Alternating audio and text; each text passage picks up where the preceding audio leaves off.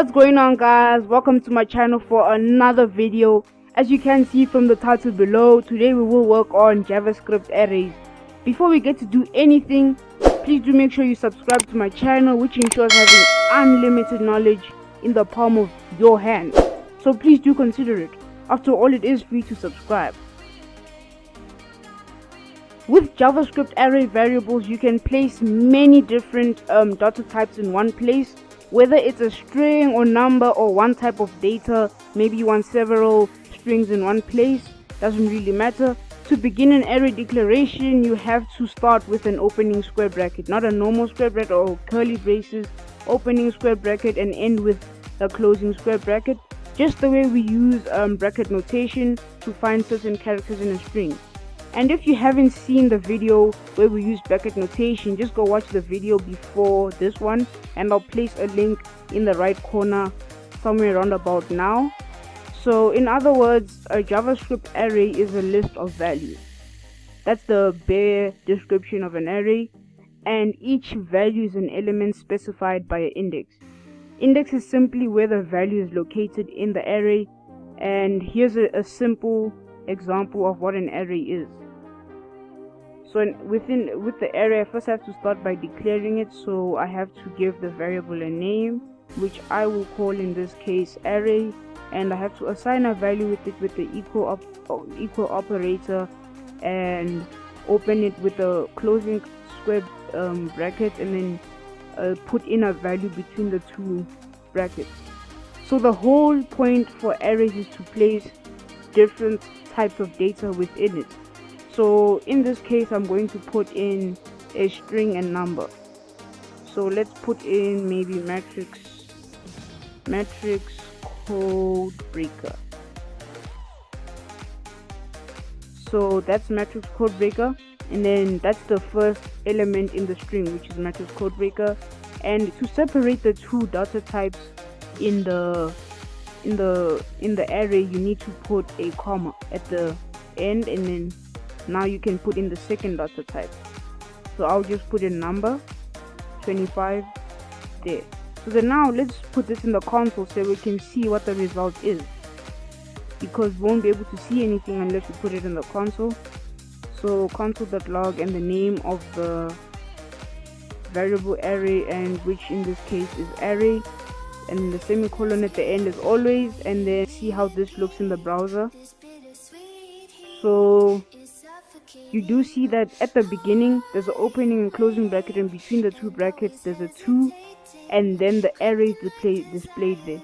So the 2 is saying that, or is telling us that there are 2 elements within the array. And then when I click on this drop down button, you do see I get 0 and 1 first on the left side. This is what we call the index. So I did say that this is where the element is located in the array. And then at the bottom you do see it says length and then a number of 2. So that's just saying that there are 2 elements within the array. And yeah, that's about it about basic array. Now with the amazing language called JavaScript, we can place arrays within an array, which is called nesting. So you are nesting an array in an array. And this type of array is called a multi-dimensional array because it has multiple arrays in one array. And you handle the arrays within the array as if they were or are one data type or data. And here's an example of a multi-dimensional array. So let me start by commenting it. It's a multi-dimensional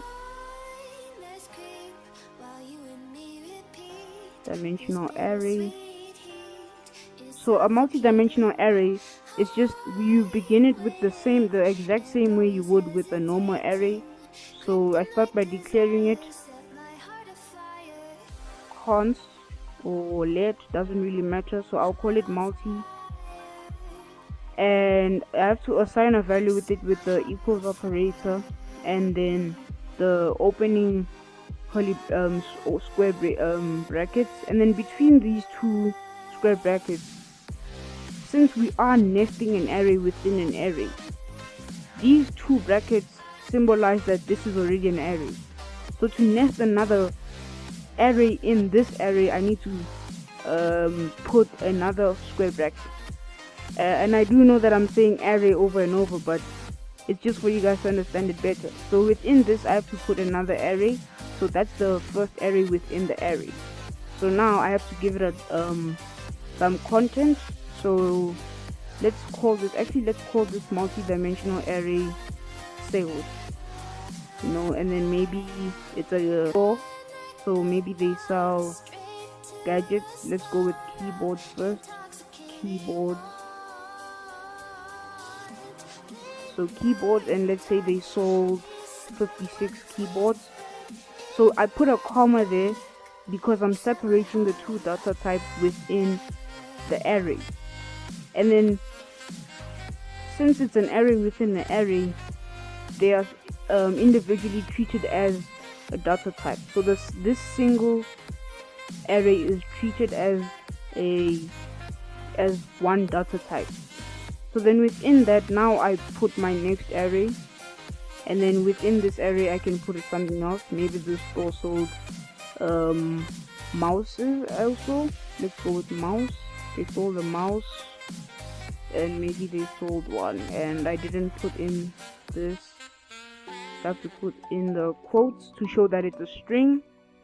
So let's save this. Let's put this in the console so we can see what the result will be. So the console.log method as always, and then your opening brackets and the name of the variable array, and then you call your semicolon at the end. So we save this, and let's open this in the browser. Let's open. And you do see it says it's not defined. Oh, the reason why it said not defined was because I didn't put in the S there. So let's save this and browser and see what it is. So I will get, you do see that there's two, just the way there is above here. This 2 is to show that there are two elements within the array. So this is the first element and this is the second element. And this 2 shows that there are two elements within that element, and then there's two elements within this element.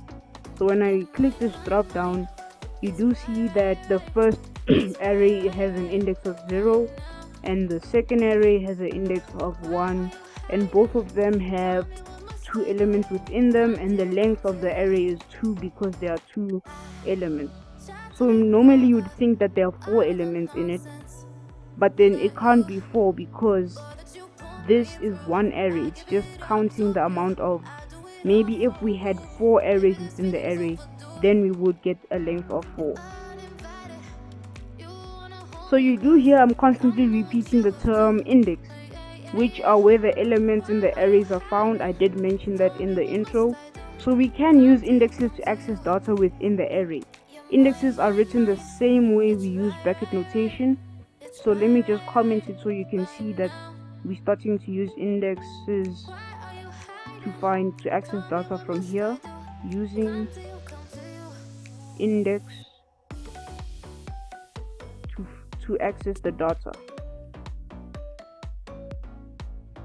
So there, and then now to access the data, we obviously need data. So we need to then declare the variable. So I'll call it index, just because we are going to use index, and I'll have to assign a value to it with the opening square brackets and the comma at the end. So now let's give this array some content. So I'll put in this array that we already have used. So I put that within, and let's put that in the console. But before I put it on the console, let me just show you how you access data using index. So what you use when you want to access data using indexes, what you need to do is first write out the name of the variable in array, and then you use the bracket, the opening square bracket, because I did say that we use indexes the same way we use bracket notation for strings. So now I want to access maybe 25, or actually MatrixCodeBreaker. That's the first element in the array. But then if you remember, if I put in 1, you do see, okay, let me just put in 1, then you can see what will be displayed in the console. Let's say I want to get a value of 25 in the console, actually a value of MatrixCodeBreaker. So let me put this in the console. We're using the console.log method and put in that, and let's save this. I want to get a value of 25, actually a value of MatrixCodeBreaker, since it is the first one. So let's save this and open this in the browser, and you do see I get 25. I didn't want to get 25, I wanted to get MatrixCodeBreaker. So if you do recall, these other arrays, all of them have an index of 0. Index of 0, the first array has an index of 0, the first element has an index of 0. Well, that's because computers start counting at the number 0. So if I want to access the data types, the string, I need to put in the number 0, because that's the index of MatrixCodeBreaker. Although it is first in the array, but it is the index of it. So now if I save this, you will see I called MatrixCodeBreaker, and there you do see it says MatrixCodeBreaker. So that's how you access data that's how you use indexes to access the data in arrays. So I just want to show you something before we move on to the next thing or topic within this video. So let me declare a string. So let string equal maybe, oh okay, I'm not typing. So let string equal, let me assign a value to it of, let me assign string to it. Okay, so you do see I've assigned a value to it, and if I put this in the console, string will be displayed. But then let's say I want this to be something else. Let's say string is equal to let's put another string, maybe cons. Maybe we want to change the value of that, and let's put this in the console and see what will be given to us. So an error an error should be displayed in the console when I load this, and then I ended with the semicolon. See it's in the console. Let's see. It's not reloading.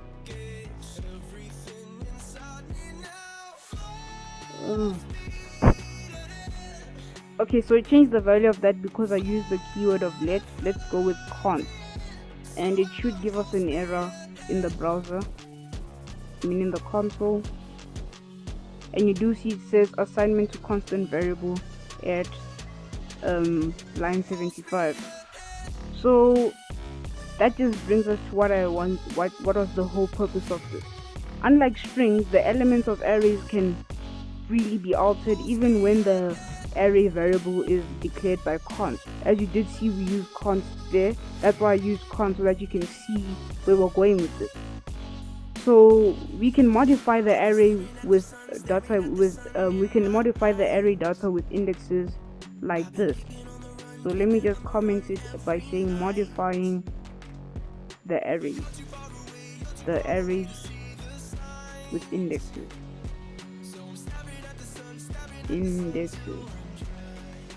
So what I'll have to do is obviously assign something, declare the variable, and I'll call this modify, or let me just call it mod, and assign a value to it. And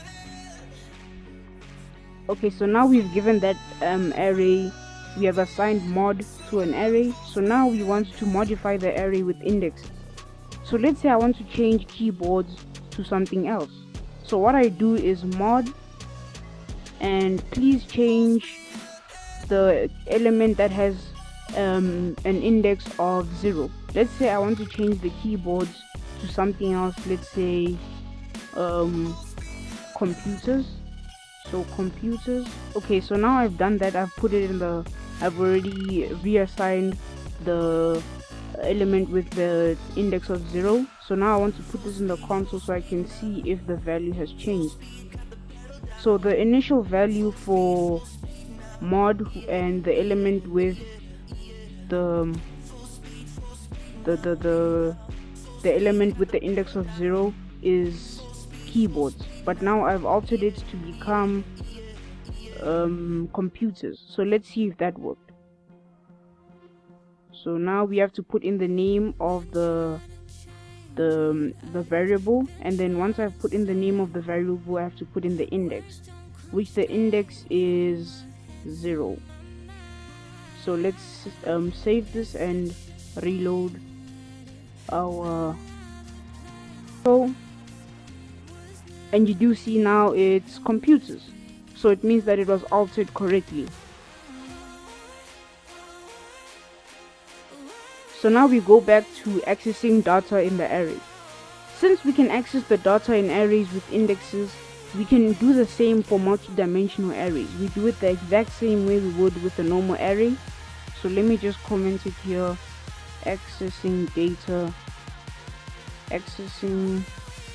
data in a multi. I'll just call it a multi for short. I'm missing an S there. So what I have to do obviously is have a multi-dimensional array, right? So I'll have to start by declaring it, and I'll call it, have I given multi somewhere? Okay, let's just call it data, and let's assign a value to it. And let me make this a little more bigger, or should I, yeah, bigger is the right word. So then what I'll do is I'll give it 2 places to be, and let's say, actually let's call this scores. Let's say it was a match on Sunday, and we'll be putting in the scores. So now I have to put in the value of the first team. So in the array I have to put another array, right? So here's my first array within the array, which will be, let's go with Bafana Bafana, a South African national team. So Bafana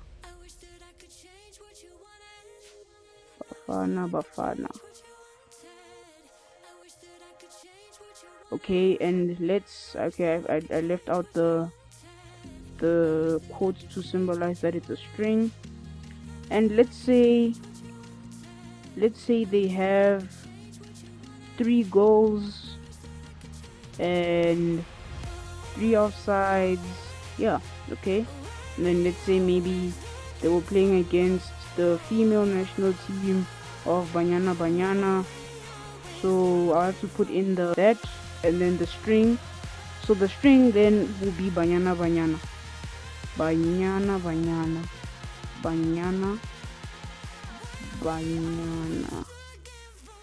Okay, and now let's say they also scored 3 goals and 3 tries. Okay, so that's cool. Now we have our array. Let's see what we can do now. And you do see that there are some blue lines over there, and that's because there is no comma here. If there's a comma here, it just fixes everything, because that's to show that there's multiple arrays within it. So now that's done. That's the array of the scores. So now let's say I want to access, okay, let me change these numbers so I can see what exactly I'm accessing. So 5, 4, and maybe 7. Okay, so that's done. And then now let's say I want to access the 7. So for me to access the 7, I obviously have to write in the name of the variable array, which is score. I didn't put that in right. So score, and I have to put in the index. So I'm showing you how to access it before I can put this in the console. So I want to find the 7. So the 7 is within the index of 1, and with, again, I have to put in another index because there are several data types within it. So this is 0, 1, 2. So then it'll be 1, 1. And let's see if I will receive a value of 7. So I just have to put this in my console, and then we see if I'll receive a value of 7. And yeah, so we use the console.log method as always, and the brackets, and yeah, let's see how this looks in our console. And you do see I get a value of 7. So now that's how you access data from a multi-dimensional array. So let's say I want to access the name of the team Banyana Banyana. That's 1 0, and you will see I will get it the name Banyana Banyana. So let's reload this, and you do see it's Banyana Banyana. And that is the end of the video. Shout out to you if you made it this far through the video. You are really appreciated. If you found this video informative, or you simply just enjoyed the video, please do give the video a like. Please do share the video or channel if you'd like to spread the knowledge with your friends and family. Do subscribe to stay up to date with my content. And lastly, thanks for watching. MatrixCodeBreaker out.